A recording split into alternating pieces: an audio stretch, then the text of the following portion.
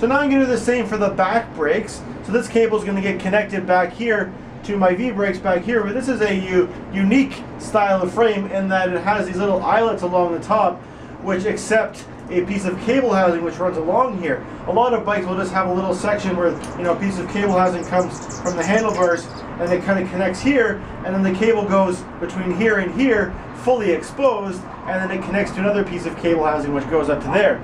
So this frame uses the fully enclosed design, so I'm going to need to use this really long piece of cable housing. And actually the cable that I've got here, I just put these up side by side and I verified that this cable is not going to be long enough, so I need to switch out this cable before I do that. So since I don't appear to have a cable which is long enough laying around, I'm just going to open a brand new one. Now when you buy these often come with two different styles of ends on them, so you need to first check on your brake lever to see which style it uses. So from taking that apart, I can see that this bike uses this style of connector. So on here, that's the one I'm looking for, and I can just clip off the other one. So there I've got that other end cut off, and the way I did it, I just used a pair of small side cutters like this. I just put them on there, then I used both hands on it, and I just made one solid chop all the way through in order to not bend any of the fibers, so I'll still be able to thread this through. So now I'm just going to swap this cable out from the brake lever. So actually I should be able to just do that by turning this barrel adjuster such that these two, just line these two parts of the barrel adjuster up like that, and the cable can actually come right between those like that, and then I can do the same for the other end. So I want to get this in here like so, and then I tuck it through like that, and then I can turn that so they're not going to be doing that anymore, and then I can tighten this barrel adjuster all the way in, so I'll have my full range of adjustment after I've got this cable connected. So just being very careful to make sure my end isn't frayed, and I've got it all the fibers pushed together so it's not going to get ruined when I stick it in here. Just going to push it through like that. And this housing's got a few little kinks in it, so I need to straighten those as I'm pushing it through when it gets to those. These kinks shouldn't cause a problem, you know, once the cable's inside there, because that's going to prevent it from bending that way. There we go. And there's the end of the cable sticking out. Just push it all the way through.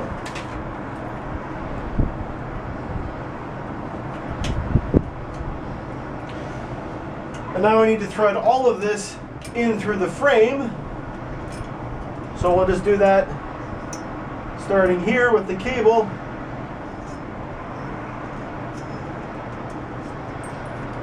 Goes through like that. This one here. This one here.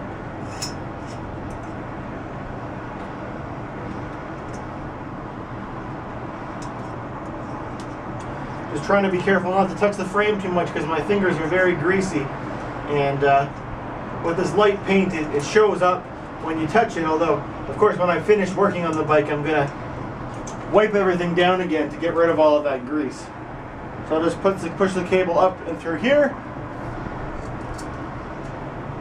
and the cable housing to follow. Just push it up like so.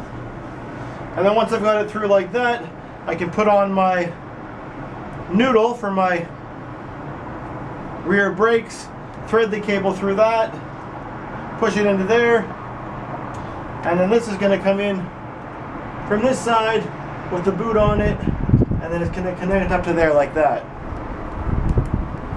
Like so. And I'll just try it from the front, and again that feels pretty good, so I'll just tighten that all the way up. So now proceeding with connecting up the cables, I'm going to connect up the one which goes to the shift lever on the left hand side, which is for our front derailleur. So this one comes down here, and it's supposed to connect up with here, but as you can see this piece of cable is not nearly long enough to be able to reach down there, so I'm going to need to take off this end here, and then I'll pull off these old pieces of housing, and I'll grab some different ones that are a little bit longer. So hopefully I'll be able to find one which will reach, you know, all the way from here down to there. For pulling these cable end things off, I like to just grab an adjustable wrench and tighten it in so it's just a little bit looser than the cable, and then I just pull it through there like so, and it comes off, and it usually keeps it so it's, you know, not frayed. A lot of people will just clip that end off, but then you lose a little bit of your length there, so I prefer doing it this way. So this piece of housing here should be long enough. So again, while I have this off, I might as well apply some more lubricant to it so it'll run nicely through our cable housing. So I'll just put a few drips on here and spread it out across. And then I can just thread this on through the end, being careful that I've got this end so it's twisted together properly so it's not going to fray on me. Just push that through, and there it comes out the other side.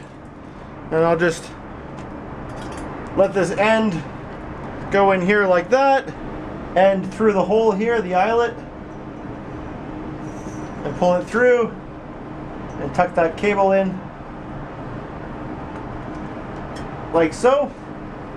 Now before I flip the bike over to continue running that cable, I'm going to do the same for the other shifter, for the one that comes out of this shift lever here. So I've got this, again, this long piece of cable housing which should connect all the way from down here to down there to where it needs to go. And just being careful that the end isn't frayed, I just tuck that gently into there and push it through until it pops it on the other end. Just pull it all the way through and tuck the end here into the shifter like so, and then the other end comes down here, and I have to stick the cable through this eyelet. Oftentimes these eyelets have a little cutout in the bottom, so you don't actually have to thread the cable through. It can just kind of slide through, you know, push through from the side.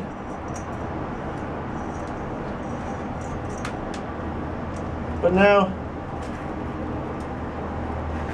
there, I've got that inserted inside there. Alright, so now I've got the bike flipped upside down, and I'm going to continue running my cables, which I installed back here. So the one that connects up with the shift lever, which is for the left hand, is for controlling your front derailleur here. So that one comes up along here, along the frame, exposed, and then it tucks through this little thing down here, and it goes on the hole that's on the non-drive side. It pulls through there like that, then it comes down through this hole, and it connects up with the front derailleur here. So before connecting this cable to here, you want to go to the front and make sure you have your shifter so it's shifted into the smallest speed. And I'm just going to put this cable goes through this little hole in the shifter there, or in the derailleur there, and I'm going to pull this cable through and around like so, and just pull it tight. Now, I'm sure I'm going to have to come back later and make some fine adjustments to this to get it tuned in properly for actually shifting correctly. But for now, just going to get that tightened on just so it'll be sitting there in place. So the rear shifter works in kind of the same way. You want to first make sure you set your shifter so it's in the position where there's the most slack of cable coming out. In this case, it's actually the highest speed. And then this goes through this little plastic thing here beside the other one. This is the one that's on the drive side. And then this cable comes along here exposed and goes into this little eyelet that's right there. And then to connect the cable from here to the actual shifter, you use another piece of cable housing, and it just tucks into there through that like so. And then this goes into the frame, and then this housing gets looped around this way, and it's going to connect up with the barrel adjuster, which is right there, which I've already tightened all the way in. And then I just stick my cable through there. Get this out of my way so we can see a little better. and then pull that through until I can get my cable housing stuck in there, and then that ultimately is going to connect up in the same way we did the front to this little nut that's right there. So that concludes part 3 of this video series. Please stay tuned for part 4, where I'm going to demonstrate how I installed the cranks, the chain, the grips, a new saddle, a bell, and then took the bike for a test ride. I hope you enjoyed this video. Please leave a comment below and let me know what you thought, and thanks for watching.